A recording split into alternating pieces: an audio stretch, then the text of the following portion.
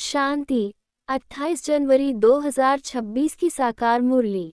मीठे बच्चे मोस्ट बीलवेद शिव बाबा आए हैं तुम बच्चों को विश्व का मालिक बनाने, तुम उनकी श्रीमत पर चलो।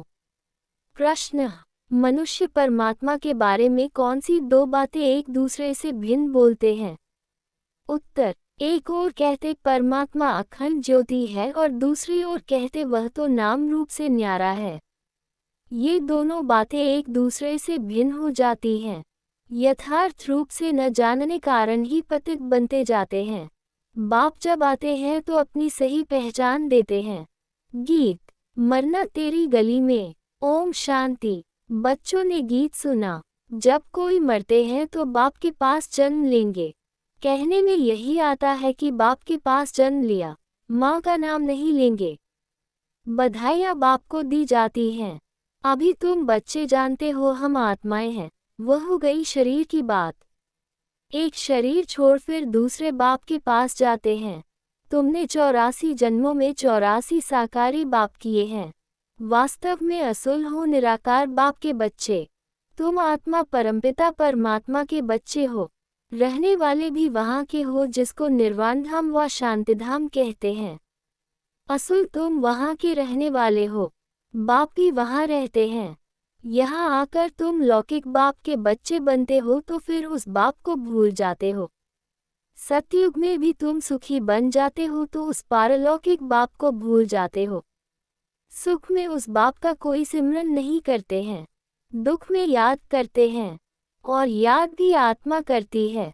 जब लौकिक बाप को याद करते हैं तो बुद्धि शरीर तरफ रहती है। यह बाबा उनको याद करेंगे तो कहेंगे ओ बाबा। है दोनों बाबा, राइट अक्षर बाबा ही है। ये भी फादर, वह भी फादर। आत्मा उस रूहानी बाप को याद करती है तो बुद्धि वहाँ जाती है। ये बाप बैक बच्चों को समझाते हैं। अभी तुम ये जानते हो बाबा आया हुआ है, हमको अपना बनाया है। बाप कहते हैं पहले पहले हमने तुमको स्वर्ग में भेजा। तुम बहुत बहुत साहूकार थे, फिर 84 जन्म ले ड्रामा प्लान अनुसार अभी तुम दुखी हुए हो। अब ड्रामा अनुसार पुरानी दुनिया खत्म होनी है। तुम्हारी आत्मा और शरीर रूपी वस्त्र सतो प्रधान थे, फिर गोल्डन एज से सिल्वर एज में आत्मा आई तो शरीर भी सिल्वर एज में आया, फिर कॉपर एज में आया। अभी तो तुम्हारी आत्मा बिल्कुल ही पतित हो गई है तो शरीर भी पतित है। जैसे 14 कैरेट का सोना कोई पसंद नहीं करते हैं, काला पड़ जाता है। तुम भी अभी काले आयरन एजेड बन गए हो। अब आत्मा और शरीर जो ऐसे काले बन गए हैं तो फिर प्यो कैसे बने? आत्मा प्यो बने तो शरीर भी प्यो मिले। वह कैसे होगा? क्या गंगा स्नान करने से? नहीं, पुकारते ही हैं, हे पतित पावन। यह आत्मा कहती है। बुद्धि पारलौकिक बाप तरफ चली जाती है, हे बाबा। देखो बाबा अक्षर ही कितना मीठा है। भारत में ही बाबा बाबा कहते हैं।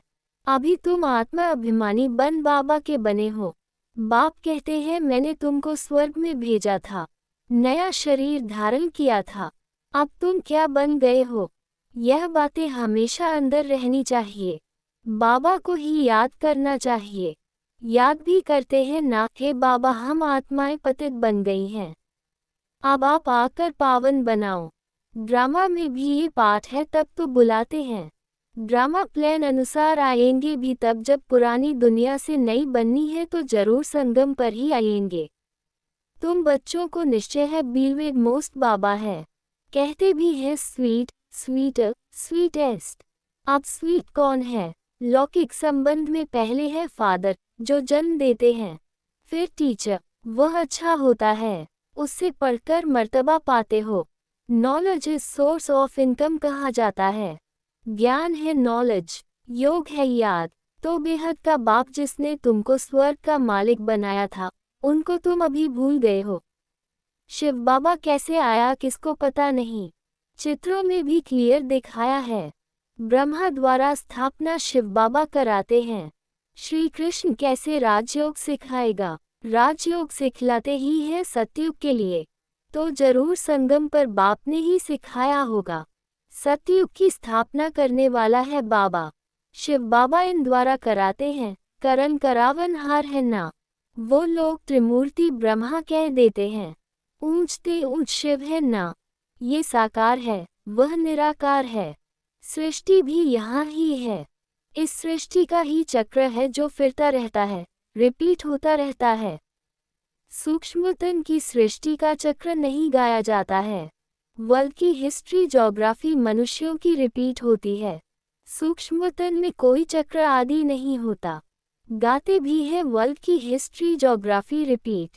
वह यहाँ की बात है। सतयुग त्रेता, बीच में जरूर संगम युग चाहिए, नहीं तो कलियुग को सतयुग कौन बनाए। नरकवासियों को स्वर्गवासी बनाने बाप संगम पर आते हैं। ये तो highest authority God fatherly government है। साथ में धर्मराज भी है। आत्मा कहती है मुझ निर्गुणहारे में कोई गुण नहीं। कोई भी देवता के मंदिर में जाएंगे तो उनके आगे ऐसे कहेंगे। कहना चाहिए बाप को, उनको छोड़ ब्रदर्स देवताओं को आकर लगे हैं। ये देवताएं ब्रदर्स ठहरे ना। ब्रदर्स से तो कुछ भी मिलना नहीं है। भाइयों की पूजा करते करते नीचे गिरते आए हैं। अब तुम बच्चे जानते हो बाबा आया हुआ है, उनसे हमको वर्षा मिलता है। बाप को ही नहीं जानते, सर्वव्यापी कह देते हैं। कोई फिर कहते अखंड ज्योति तत्व है, कोई कहते वह नाम रूप से न्यारा है। जब अखंड ज्योति स्वरूप है तो फिर नाम रूप से न्यारा कैसे कहते हो। बाप को न जानने कारण ही पतित बन पड़े हैं। तमो प्रधान भी बनना ही है। फिर जब बाप आते हैं तब आकर सभी को सतो प्रधान बनाते हैं। आत्माएं निराकारी दुनिया में सब बाप के साथ रहती है, फिर यहाँ सतो रजो तमो में आकर पाठ बजाती हैं। आत्मा ही बाप को याद करती है। बाप आते भी हैं, कहते भी है ब्रह्मा तन का आधार लेता हूँ। ये है भाग्यशाली रथ। बिगड़ आत्मा रथ थोड़े ही होता है। अभी तुम बच्चों को समझाया है, ये है ज्ञान की वर्षा। नॉलेज है, इससे क्या होता है। पतित दुनिया से पावन दुनिया बनती है। गंगा जमुना तो सतयुग में भी होते हैं। कहते हैं श्री कृष्ण जमुना के कंठे पर खेल पाल करते हैं। ऐसी कोई बातें हैं नहीं। वह तो सतयुग का प्रिंस है। बहुत अच्छी रीति उनको संभाला जाता है, क्योंकि फूल है ना। फूल कितने अच्छे सुंदर होते हैं। फूल से सब आकर खुशबू लेते हैं। कांटों की थोड़े ही खुशबू लेंगे। अभी तो यह है कांटों की दुनिया। कांटों के जंगल को बाप आकर गार्डन ऑफ फ्लावर बनाते हैं, इसलिए उनका नाम बबुलनाथ भी रख दिया है। कांटों को बैट फूल बनाते हैं, इसलिए महिमा गाते हैं कांटों को फूल बनाने वाले बाबा।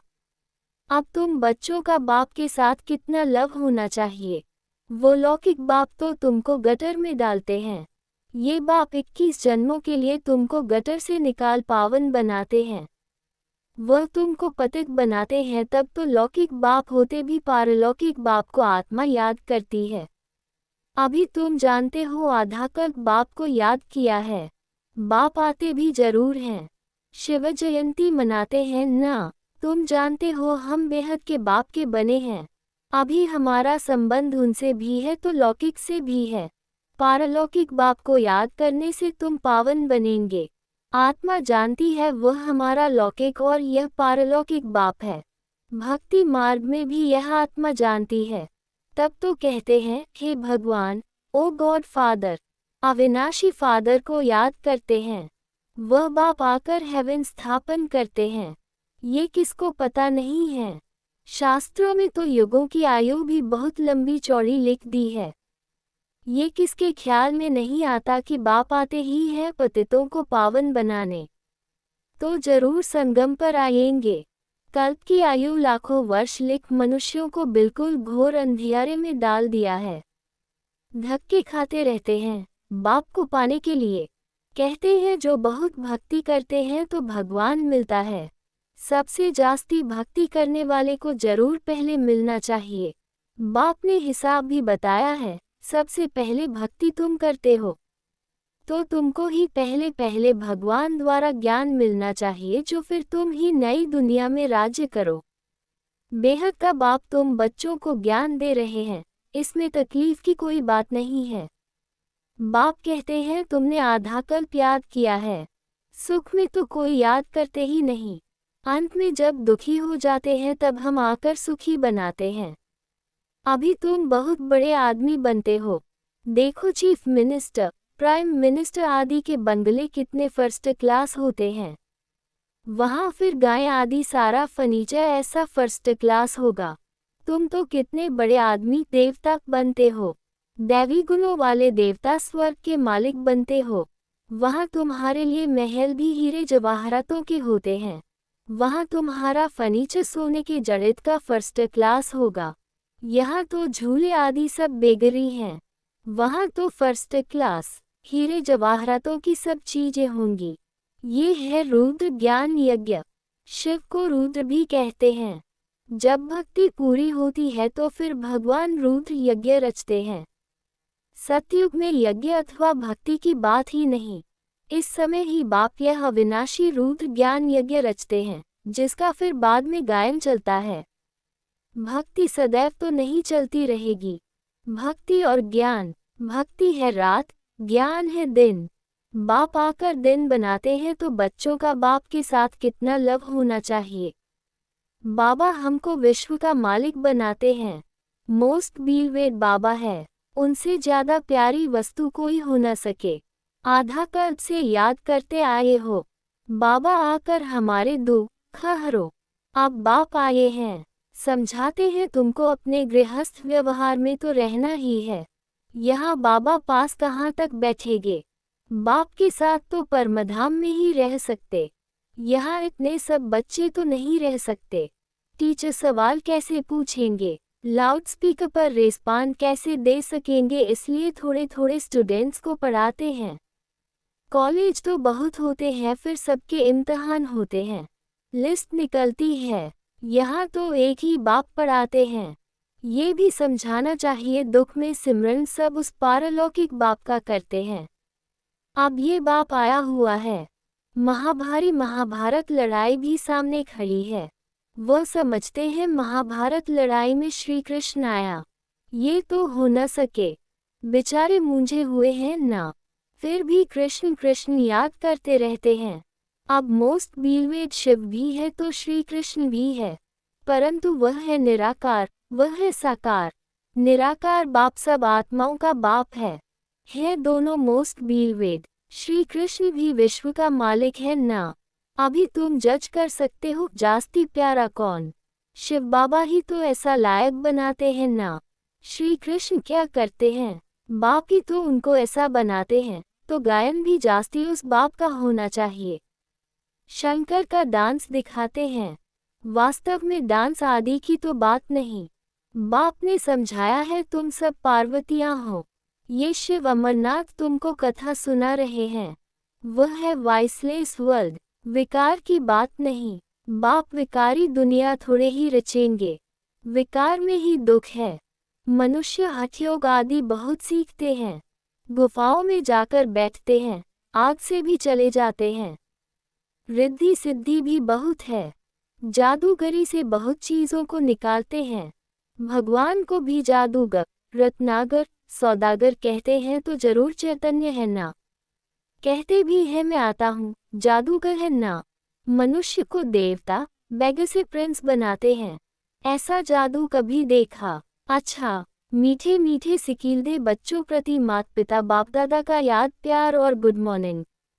रूहानी बाप की रूहानी बच्चों को नमस्ते। धारणा के लिए मुख्य सार पहला है, फूलों के बगीचे में चलना है, इसलिए खुशबूदार फूल बनना है, किसी को भी दुख नहीं देना है, एक पारलौकिक बाप से सर्व संबंध जोड़ने हैं। दूसरा, शिव बाबा प्यारे से प्यारा है, उस एक को ही प्यार करना है। सुखदाता बाप को याद करना है। वरदान, किसी की कमी कमजोरी को न देख अपने गुण व शक्तियों का सहयोग देने वाले मास्टर दाता भाव। मास्टर दाता वह है जो सदा इसी रूहानी भावना में रहते कि सर्व रूहें हमारे समान वर्षे के अधिकारी बन जाएं। किसी की भी कमी कमजोरी को न देख वे अपने धारण किए हुए गुणों का, शक्तियों का सहयोग देते हैं। यह ऐसा है ही इस भावना के बजाय मैं इसको भी बाप समान बनाऊं, ये शुभ भावना हो। साथ साथ यही श्रेष्ठ कामना हो कि यह सर्व आत्माएं कंगाल, दुखी, अशांत से सदा शांत, सुख रूप मालामाल बन जाएं, तब कहेंगे मास्टर दाता। स्लोगन: मनसा वाचा कर्मणा सेवा करने वाले ही निरंतर सेवाधारी हैं। उनके हर श्वास में सेवा समाई हुई है। अव्यक्त इशारे: इस अव्यक्ति मास में बंधन मुक्त रह जीवन मुक्त स्थिति का अनुभव करो। पहले अपनी देह से, देह के संबंध से और पुरानी दुनिया की स्मृति से मुक्त बनो। जब इस मुक्ति की अवस्था का अनुभव करेंगे तब मुक्त होने के बाद जीवन मुक्ति का अनुभव स्वतः होगा। तो चेक करो जीवन में रहते हुए देह के संबंध और पुरानी दुनिया की आकर्षण से कहाँ तक मुक्त बने हैं। अच्छा, ओम शांति।